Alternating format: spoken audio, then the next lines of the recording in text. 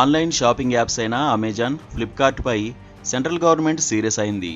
Quality లేని వస్తువులను విక్రయాలు చేపడుతున్నాయంటూ ఈ రెండు సంస్థలపై చర్యలు చేపట్టింది.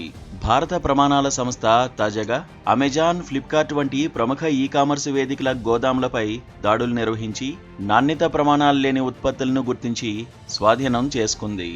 లక్నో, గురుగ్రామ్, ఢిల్లీ నగరాల్లోని గోదాముల్లో ఈ తనిఖీలు జరిగాయి.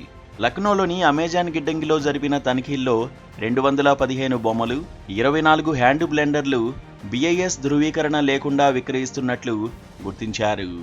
గురుగ్రామ్లోని అమెజాన్ గిడ్డంగిలో 58 అల్యూమినియం ఫాయిల్స్, 34 లోహపు నీళ్ల సీసాలు, 25 బొమ్మలు, 25 హ్యాండ్ బ్లెండర్లు, 7 PVC కేబుల్స్, 2 ఫుడ్ మిక్సర్లు, 1 స్పీకర్ ధృవీకరణ లేకుండా గుర్తించారు.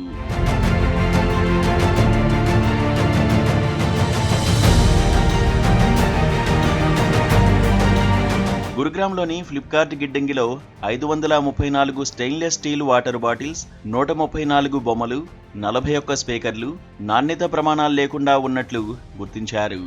ఈ ఉత్పత్తులన్నీ ఇన్స్టాకార్ట్ సర్వీసెస్ ప్రైవేట్ లిమిటెడ్ నిర్వహిస్తున్న గోదాంలో లభ్యమయ్యాయి.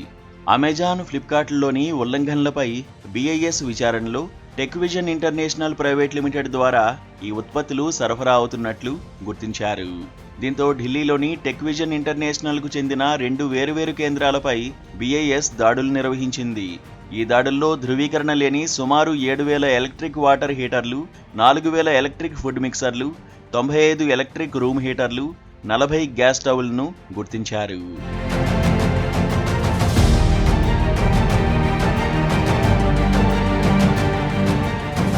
డిజిస్మార్ట్, యాక్టివా, ఇన్స్లా, సెల్లో స్విఫ్ట్, బటర్ఫ్లై వంటి బ్రాండ్లకు చెందిన ధృవీకరణ లేని ఉత్పత్తులను స్వాధీనం చేసుకున్నారు.